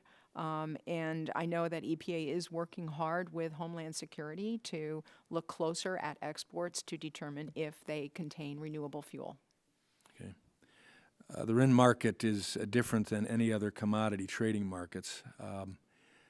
Some have suggested that installing a governing structure to oversee it would help increase transparency and decrease fraud. How much buyer beware still exists in the RINs marketplace? I think there's still quite a bit, especially for the advanced biofuels. As those transactions are being negotiated, it's the only transactions where the seller must tell the buyer who the renewable fuel producers are of the RINs, whereas on D6 or corn ethanol RINs, it's pretty much everyone will accept them. So the companies have blocked lists in EMTS. This is probably something we haven't talked about yet, but refiners doing their due diligence have the option to block certain producers, and so therefore RINs from those producers can't come into their EMTS account, and they use this feature of EMTS after doing due diligence on the marketplace, on the producers. Well, added to that, would a governing body be helpful, and why? I do believe it probably would be helpful, but it would be an enormous task to set up a RIN trading platform that was administered by either EPA or another body, because there are different vintages of RINs, there's the different producers of RINs, and there's different RIN codes themselves. So it would be somewhat complex, but it's possible, I guess. And would be helpful. Mr. Nismick, I saw you respond to that. Would you like to add something there? I would like to add, for the record, since this is the public record and it should be true, that I am a member of the state of Texas also. And please pass on a note to Mr. Olson to that effect, that he had more representation here than he thought before. I would agree. There have been multiple attempts, I must say, to put RINs on trading boards, both the Chicago Mercantile Exchange and its previous incarnations, and then the International Commodity Exchange, ICE. Both Argus and I believe Platts have participated in trying to be paper benchmarks to try to be a benchmarkable RIN that you could trade as a future. And I would say, without speaking for Mr. Levinsky's company, that it hasn't been particularly successful in the private sector to attempt to do something that would assure some sort of broader transparency on a board-traded level, commodity level. Okay. Ms. Dunphy, I see I have 8 seconds left, so I'd probably better not open it up, but thank you. I yield back. Gentleman yields back his time. Chair now recognizes the gentleman from Georgia, Mr. Carter, for 5 minutes. Well, thank you, Mr. Chairman, and thank all of you for being here today. I appreciate it, although I will have to admit it is as clear as mud. I mean, it's pretty tough sitting here trying to figure out, is this really necessary? I mean, seriously. Ms. Dunphy, you look like you want to answer that. Trying to figure out how to answer that question fairly diplomatically. And keep my job, yes. We make a lot of money because of this complex. Yeah, I know. I mean, Yeah. it's as Thank if you. we By the way- created something just to create I'll say, something. the more complex the regulations, the more work we have. Yeah, my I goodness. just, My you know, kids I are going to think go to Henry college David because of y'all. Thoreau is- Thank you. I think Thoreau is just turning over in his grave right now. I just, simplify, and I'm just trying to figure out. But in all seriousness, I will ask questions about it. I'm just interested, Mr. Yakabushi, you mentioned in your testimony that there's been concerns with RIN generation since the program's inception, and that that there's duplicate counting and fraudulent RINs on the market. How can it be manipulated? I mean, it just appears to me, I don't really understand how you can manipulate it. To the first question, I will say yes. There have been concerns going forward. EPA's stated goal of when they came out with the RFS 2 and the MTS was to address some of those questions. Whether or not the current system has succeeded, is still an open question. One of the things is, to your original question, is it necessary? If you want a market-based system, you do need a market. There are simpler systems you could come up with, but they may not provide the flexibility that a market does. So that's a trade-off. In terms of your question about how fraud can occur, I think Ms. Dunphy has gone through a list of some of those topics. I wouldn't speculate on ways going forward folks could do it, but certainly the ways that EPA has listed are production that has not actually happened, where basically a company has just on paper said they have produced fuel that they haven't produced. Companies that have produced fuel that doesn't actually qualify because of the feedstock requirements, but they've attested that it has. And companies that have exported fuel that's otherwise not eligible, because in any case where a fuel isn't eligible, those RINs need to be retired. And if they're not retired, then those RINs are invalid. Okay. Well, you mentioned in your testimony also that there are two markets. There's a primary market and there's also a secondary market. And that secondary market, as I understand it, that's where the owners buy and sell the excess RINs. Correct. Can the secondary market impact the primary market? I would believe so, but I'll refer to my market folks. We don't tend to look at it as primary and secondary markets. The RINs are all traded sort of evenly. They don't have any distinguishing characteristics that would, attach them to other markets. So from price reporting agency standpoint, they're the same market. Can they have an impact on the price of fuel? They do, yes. So in fact, we report an aggregate cost of RINs as it would be affecting any gallon sold in the United States. We call it the RVO per gallon cost. Currently, that's around 4 cents per gallon of petroleum fuel sold. Okay. Yes, sir. However, if I could speak to that, Please. It's also, so that is the cost on the gasoline blended into fuel. However, almost all fuel in the United States contains 10% ethanol, and RIN is actually reducing the cost of that ethanol. So as RIN prices rise, that tax or the RVO cost on the gasoline is nearly exactly offset by the reduction in the cost on the ethanol side. And so consumer prices for almost all fuel that's consumed in the United States, which is 10% ethanol, 90% gasoline, remains by and large unaffected. Okay, good. Well, thank you. I appreciate that. Ms. Dunphy, I want to ask you, because I represent the entire coast of Georgia, so ocean-going vessels are of interest to me. And I know you had a discussion with another member about ocean-going vessels, and and about the renewable fuel that's used in those. And I just wanted to ask you, can you explain to me why it's necessary to retire RINs when it comes to fuel for an ocean-going vessel? It's a bit of a mystery to all of us, to be honest with you. But, transportation fuel is gasoline or diesel. It's motor vehicle, locomotive, marine fuel in the U.S.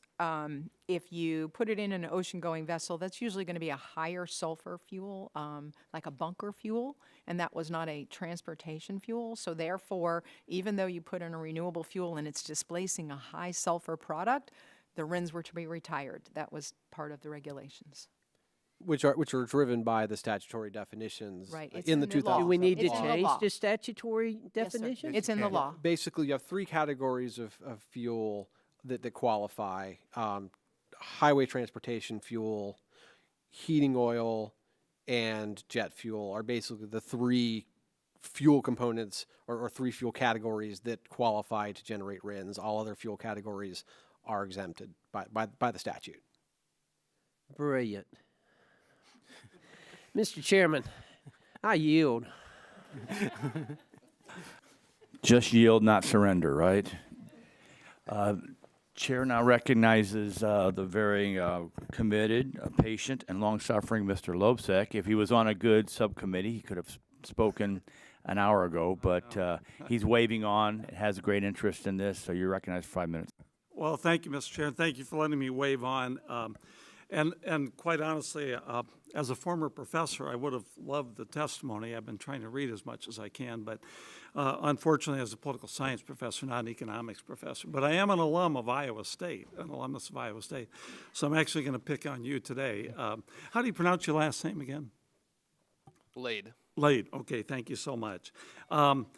This is an incredibly complex subject. There's no doubt about it. As I said, I was a political science professor, not an economics professor, so this stuff is not easy for me, I have to say. But I do want to say at the outset that recent comments by EPA Administrator Wheeler the last couple days have been pretty disheartening and were not reassuring to those of us from biofuels country, if you will. Some of the things that he said continue the policy of Administrator Pruitt.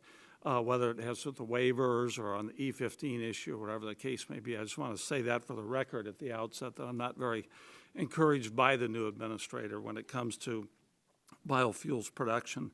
But, I think I'll talk to Mr. Carter later. He had a good point, do we really need all this in some ways? Actually, I could be wrong, but I think the quickest and easiest way to address RIN prices would be if the obligated parties simply would blend more biofuels. And I think that the RIN system was created in the first place because there were going to be folks who didn't want to blend biofuels. Is that correct, basically, to create a market for RINs? I mean, if we just simply blended more biofuels, we wouldn't have to worry about RINs. Is that correct, Professor Lade? The entire purpose of the market of the policy is to get the market to do something that it would not do without the policy. And so yes, whenever RIN prices are high, that signals that the market would not blend as much biofuels as it would without the policy. All right, thank you. Also, we could remove current EPA restrictions on the Reid vapor pressure. I think we could do that and get more biofuels into the system. And I did look at your testimony, Professor Lade. I was a little bit confused, the final part of it there, when you talked about what effect E15 might have on all of this. Can you sort of elaborate that a little bit? Absolutely. So it's really difficult to say what an E15 RVP waiver would do to RIN prices because we're not quite sure what it would do to overall biofuel demand. Right. If consumers begin to switch over to E15 quite a bit, then it would absolutely put downward pressure on RIN prices.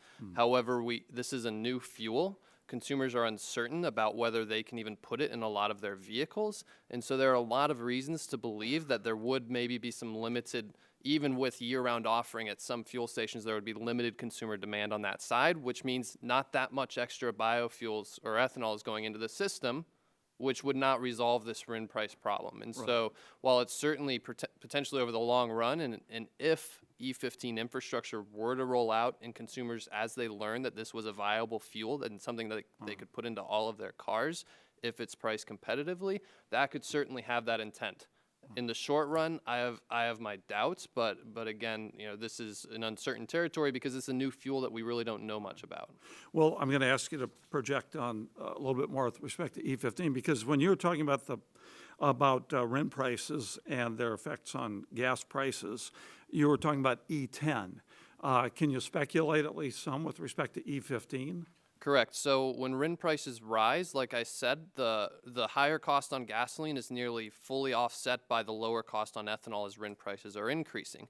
As you increase the percentage of ethanol in that gasoline, that lower cost on ethanol actually starts to drive the retail prices down. This is exactly how the market-based mechanism is going to put more biofuel blending into the system.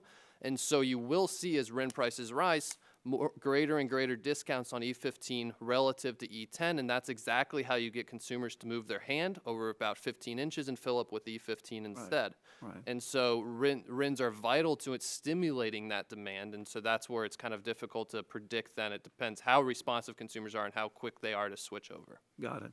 And then one last question. As we all know, in response to refiner complaints about RINs, EPA has secretly issued 48 small refinery waivers. And I know there's some question about this. I'm glad I came when that was being addressed by Ms. Dunphy.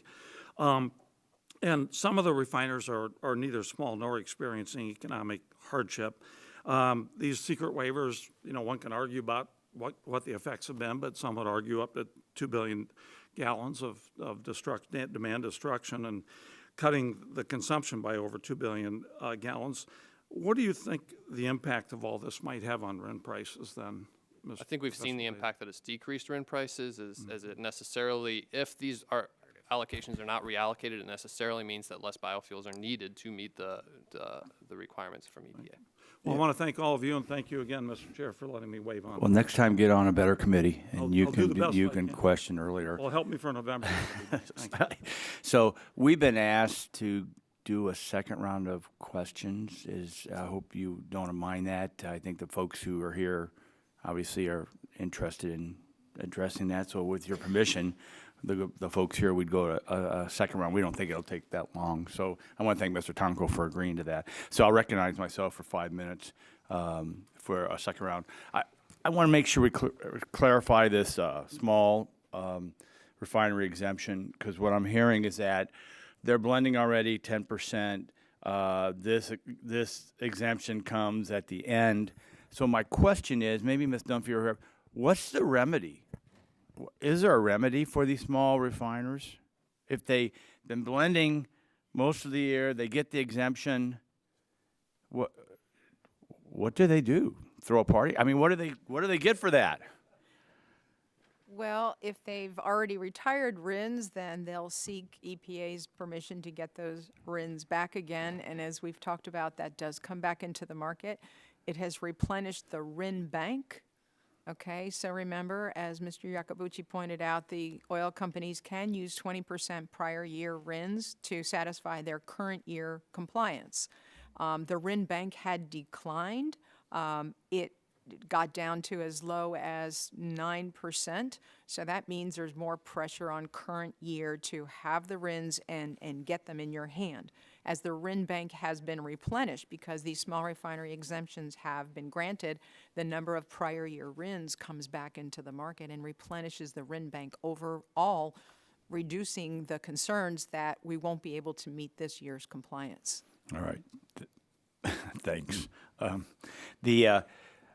The spike that was talked about, we talked about high prices, high volumes, but I think another factor was in the EPA there was increased regulation in that year also, and we know increased regulation increases higher prices. So there's three variables that I just wanted to make sure we put on the table. There's proposals floating out there on a RIN cap.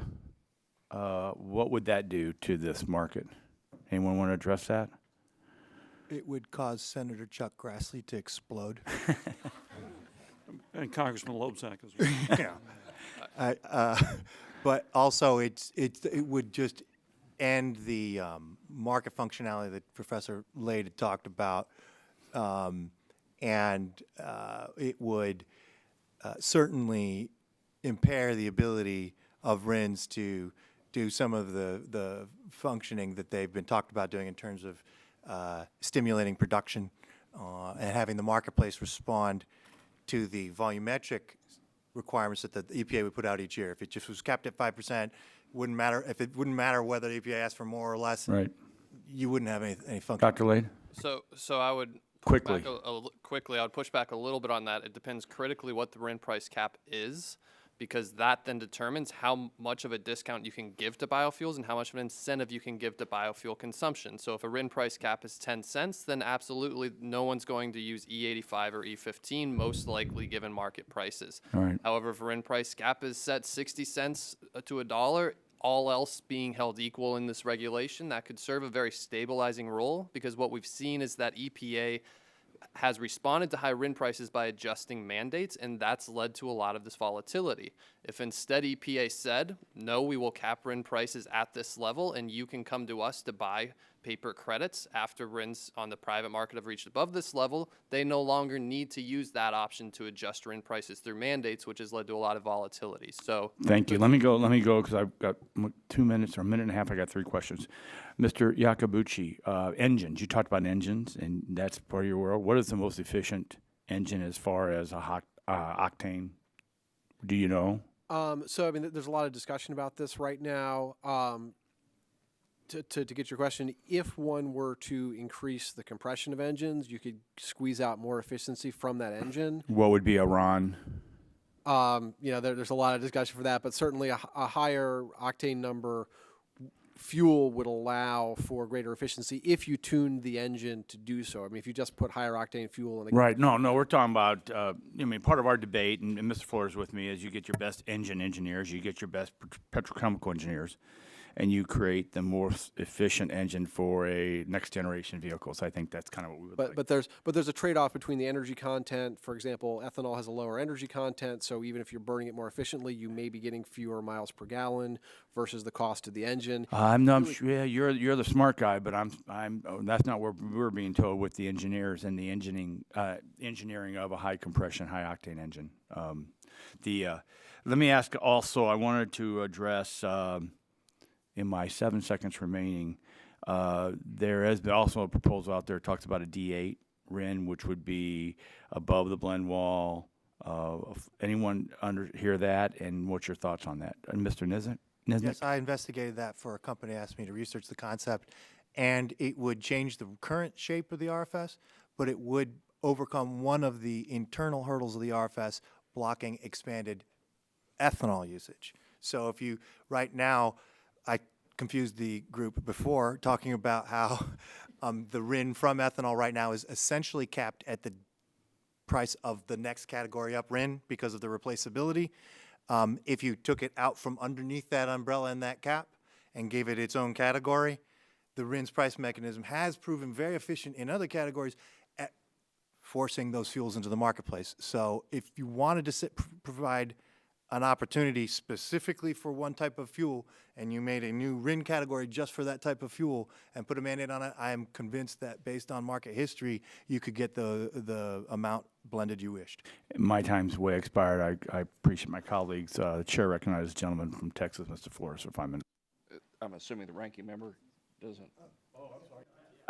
No, I'm sorry. For Dr. Lade, yeah.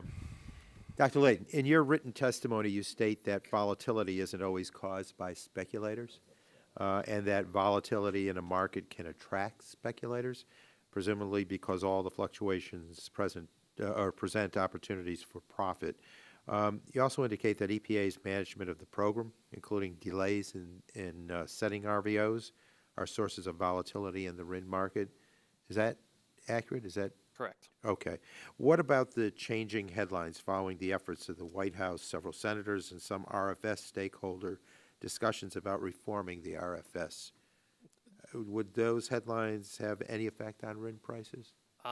Likely, if they believe that that could lead to credible changes in the mandates coming out of EPA, right? And so what really the market's trying to do is figure out how much extra biofuel they need to push in, particularly beyond the E10 blend wall, because that's where all the real costs come into this. It's much more expensive to push ethanol and biodiesel in beyond this E10 blend wall. And that's where the market's trying to guess is how much they need extra beyond that. So to the extent that some news organization reports that the mandate may be increasing or decreasing, that would certainly have that impact as you're trying to guess what's going to come out. Okay, thank you. And in your testimony, you discussed several studies that looked at the potential effect of RIN prices on bulk, wholesale, and retail prices for fuel. Refiners claim they cannot pass high RIN prices on to their consumers, but these studies suggest that they can.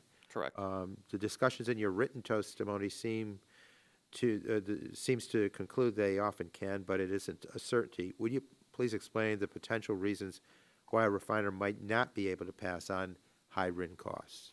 So the studies that speak to this look particularly at bulk wholesale fuel prices, so those that are on large traded commodities markets, and a lot of those serve as benchmark prices throughout the entire wholesale system.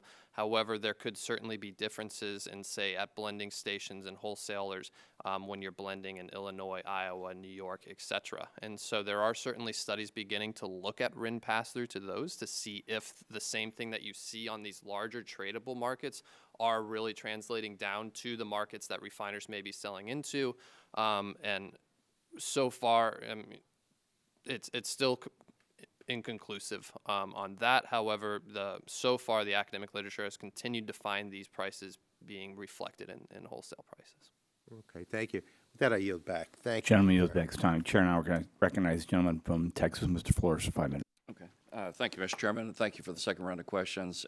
One of the other takeaways that I did mention in my first round of questions was that I think each of you agreed that ethanol has a place to play in the fuel markets of the future, primarily because of the octane and some of the environmental characteristics that it has.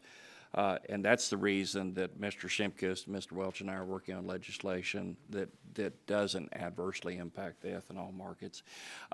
One of the things that I've heard from different constituent groups is that there are some disruptions in the biodiesel market because of the way the D4 RIN is embedded in the nesting structure. This is somewhat subjective on your part, but I'd like to know what feedback you all have in terms of the market impact on D6 prices if we were to denest D4s and have D4s trade totally, be usable only for the biodiesel market. If you feel comfortable commenting on that, I'd like to know what your thoughts are. I'm an old biodieseler myself, so Okay. I can speak. And I'm glad you're from Texas, too. Thank you, sir. So the D4 RIN really isn't a victim to any other RIN. It's the 500-pound gorilla RIN right now. Right. So its behavior right now is unfettered.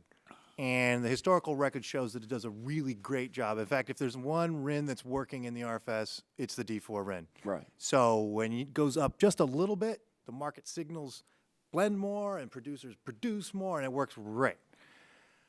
But when you have the nested structure, if you have particular interests in other fuels working and they're underneath there, then no, that's not as good. So I would suspect that if you designed a system of separate unnested RINs, that Just D4, though. I'm just talking about D4. You just talk about D4s. Well, I don't think it would change at all for the D4s. I think they would continue. Under the current circumstances, they move very freely, with the exception of worrying about the recurring biodiesel, dollar-gallon biodiesel tax credit, which is outside of the RFS system, but again, a policy thing. How would the D6 RIN change if we denested the D4? Well, then perhaps it could rise to the occasion that it needs to incentivize infrastructure, usage in fuels. We don't really know how high a D6 RIN needs to be to, for instance, inspire more E15 use or even E85 use, because under the time of the program, it's always been button heads against the D4 price, right? So we've never seen a free shot at it.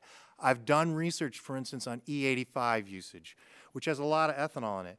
But every time I did it, again, I couldn't say, hey, what would happen in this? I didn't have any market data on where the customers needed to be incentivized. Mr. Levinsky, you got any thoughts on this issue? Not that has. Okay. He's covered it well. Okay. Dr. I would just add Mr. that, and Mr. Niznik can correct me if I'm wrong, but that the biodiesel RIN drives, because it's the majority of the advanced biofuel RINs, the D5 RINs, that it drives that market. If you took it outside of the advanced biofuel pool, then there would certainly be some effects there because that is the primary supply for the advanced biofuel as well. So it depends on whether you mean denesting it from the overall mandate, the D6 mandate, or whether you mean taking it out of the advanced biofuel pool. There's a big difference there. That's a good point. Okay, that's something we as policymakers keep in mind. Ms. Dunphy, any thoughts on this? Well, today, because of the nesting, when there's a shortage of D6 RINs versus the mandate, that is fulfilled with higher other types of RINs, advanced biofuel RINs. So if you look at it from that perspective, that total renewable fuel category is dominated by corn ethanol. Mm-hmm. But if there's not enough D6 RINs to fulfill it, then that category gets filled with advanced biofuel RINs, which are greater greenhouse gas reducing fuels, which is kind of the overall objective of the law, is to have greater greenhouse gas reducing fuels. So you would lose that added volume that the biodiesel, the D4 RINs, fulfill in that D6 space. So there's some demand loss there if they don't have that space to grow into. Dr. Lade? Yes, I'd just like to reiterate that was my main point, was that you would have demand loss on the biodiesel side because you wouldn't be producing more of it to compensate for the lack of D6 RINs there. So you're over meeting these mandates for the D4 in order to fill in what you can't push through with E85 or E15 right now. Taking that out would remove that option and make the market meet past the blend wall with E85 or E15 instead. And again, hypothetically, what would happen to diesel prices if you denested the D4 and set it aside by itself? The RFS is born, the price of the RFS compliance of RINs is born equally in the marketplace by either gasoline or diesel. So even if they do, for instance, pay more to blend one particular biofuel, one type of petroleum versus another, let's say ethanol versus biodiesel, they tend to, on the petroleum cost side, aggregate all the costs and pass it through evenly. That's what the historic price data shows. Okay. Thank you. My time has expired. I yield back. Gentleman yields back his time. Chair, thanks to the gentleman. And before we conclude, my wife's family farm is in South Dakota. So I was up there for 4th of July, family reunion, and then took a drive to North Dakota and then back through South Dakota. And probably one of the weirdest guys that would take a picture of every retail location that I filled up with gas. And what's instructive there is that they have, yeah, I know, it's sad. And I have them. I can show them to you. They're right on here. But and we always got to remember retailers too. I mean, this is a whole debate, and there are pumps in the Dakotas that have E0 because of motorcycle riders and boaters and stuff. So, but the delta price difference for the same level is like 30 cents cheaper because of the ethanol depression of prices because it's cheaper to mix. But there's just so many things that we got to think about. I'll show you those pictures if anybody wants to see them. I do the same thing. I'm sorry. I have the same hobby. You are sick. And I did the same thing last weekend on the way to San Antonio and took a picture of the Buc-ee's pumps. There you go. Thank you. Mr. Flores, I'm with you. Seeing there are no further members wishing to ask questions or make stupid statements for the panel, I would like to thank all of our witnesses again for being here today. Before we conclude, I'd like to remind members interested in the RIN fraud issue that I would point you to letter 2, the Subcommittee on Oversight Investigations hearing transcript on RIN fraud, 2012. Thank you. And I also would like to ask for unanimous consent to submit the following documents for the record: the letter from Renewable Fuel Association, and then the Subcommittee on Oversight Investigation hearing on the transcript on RIN fraud. In pursuant to committee rules, I remind members that they have 10 business days to submit additional questions for the record. I ask that witnesses submit their responses within 10 business days. Upon receipt of the questions, without objection, this subcommittee is adjourned. Thank you very much.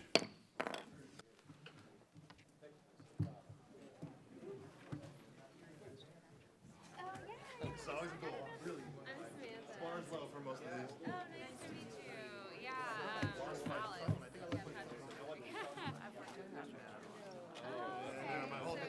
got my